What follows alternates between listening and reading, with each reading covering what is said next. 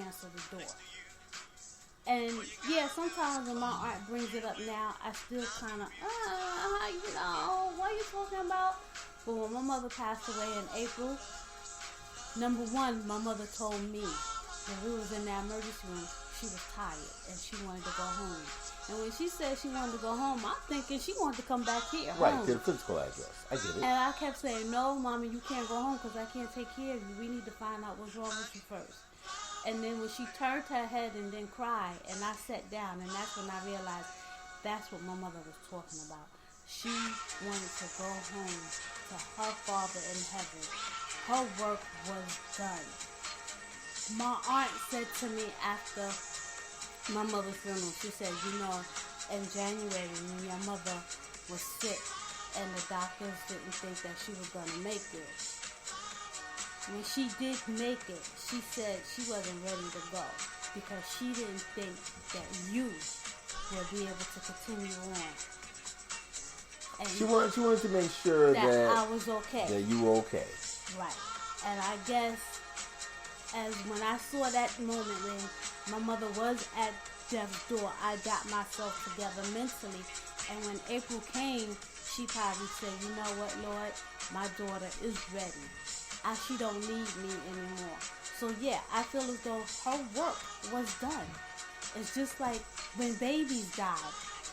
You would say, but babies, they didn't even do anything. Well, I'd always been taught that babies God's, automatically go to heaven. And that's a belief. Right. And that's ingrained. They are God. Because some people would challenge me if I say, I believe that when people go, their work was done. Babies are God's angels. They're automatically angels. That's it. People who passed away in the World Trade Center. You had some who perished, and you had some who didn't. I feel as though the ones who perished, that their work here on earth was done. Whatever their work was supposed to be, was to encourage someone, to get someone through school, to be a mother. Whatever their work was to be, I feel as though it was done. Now, I'm going to take it to a really, really, really deep spiritual level. There were 7 of us in my family. My mom lost 2 babies at birth.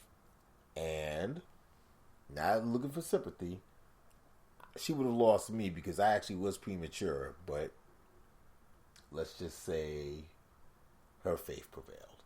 Mm-hmm. I firmly believe, and again, this is on a much, much, much deeper spiritual plane, spiritual level, that not the very first baby she lost. Shout out to all the mothers who have lost children at birth, because my own mother went through it. It's not easy. But I firmly believe that the second boy who was lost, as far as validating what Perfume said, became my personal guardian angel. Now, you can feel what you want to feel, believe what you want to believe. This is my own personal belief. And,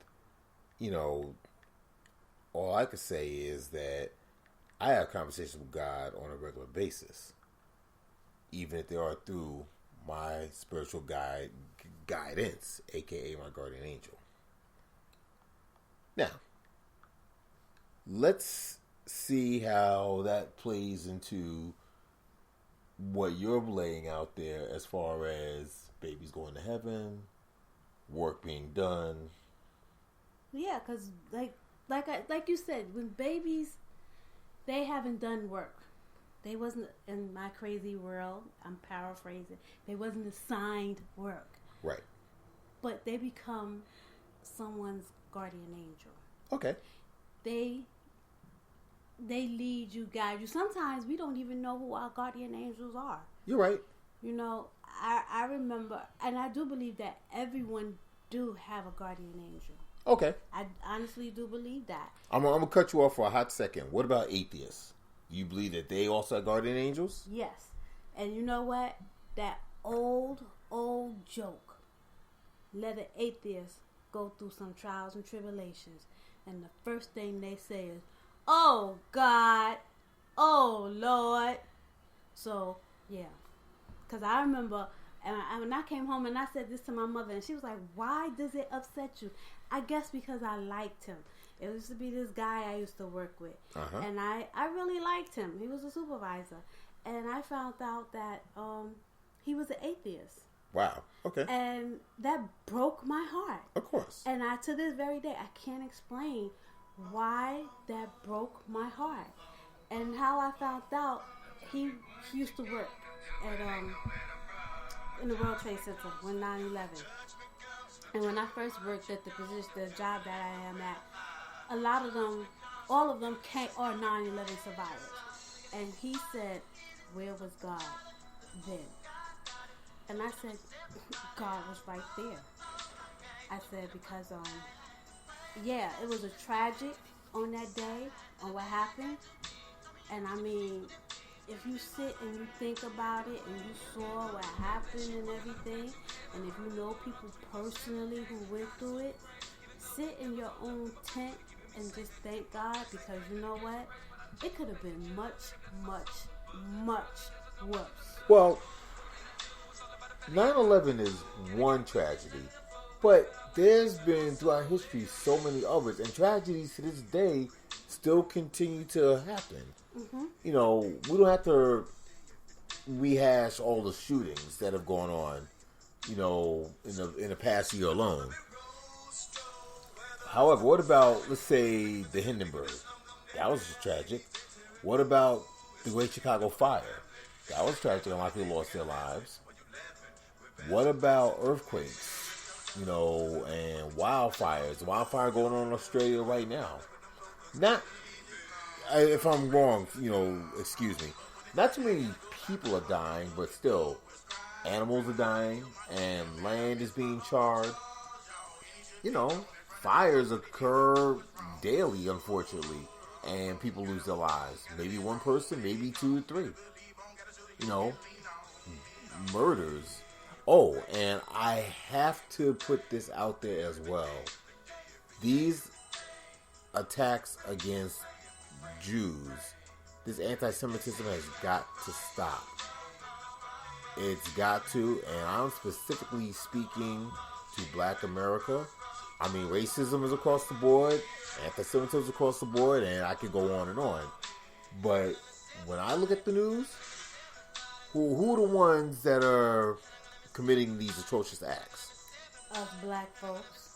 And there's no excuse or reason for it.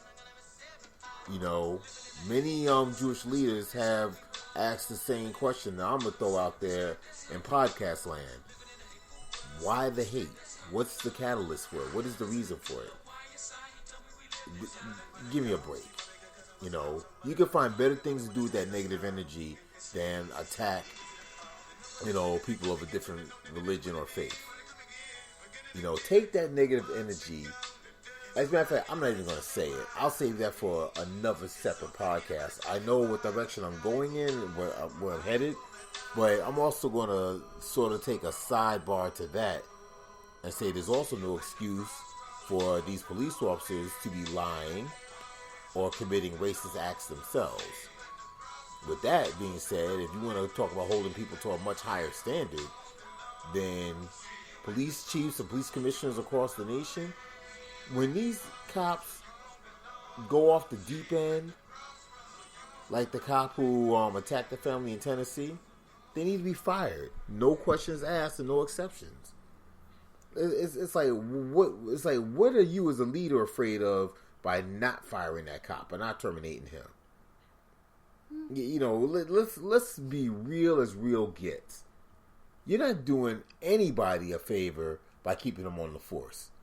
The cop who lied and said, well, I'm not going to curse, but most of you may have heard the story. He said that someone at McDonald's, not Starbucks, McDonald's, wrote blank pig on his receipt when he ordered a cup of coffee. Come to find out, the cop did it himself, and he was terminated. Kudos to the Kansas City Police Department, or I'm not sure if that was Kansas or Missouri. But And kudos to McDonald's because they also did their own investigation. Yes, kudos to McDonald's also. Shout out to McDonald's. Listen, when you know better, you do better. But the thing is, all of us, and I include myself in this, we all have to do better. But let's stop the hate, people. Okay? We're not going to, I'll say, pick as far as this particular race of religion are the chosen people. This particular race of religion, they're the chosen ones. I'm just going to say, we all have to live together in this world. We all really should be embracing one another and preaching love and respect. And I'm going to leave it at that. Anything else you want to add, Perfume? Nope, I have nothing to say. Okay. So that I'm not ready to go. Well, if our Lord and Savior comes right now, He's not going to take me anyway.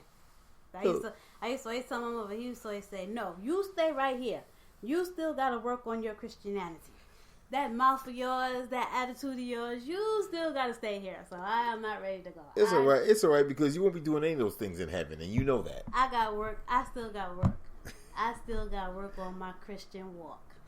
Fair enough. But once again, as always, thank you so much for tuning in to Devil Tongue and Perfume. And, we'll be back sooner than later so you can hear another wonderful podcast from our lips to your ears. Everybody have a great, great decade, a great year. Not that you won't hear from us again soon, but... Happy New Year. Yes, very Happy New Year.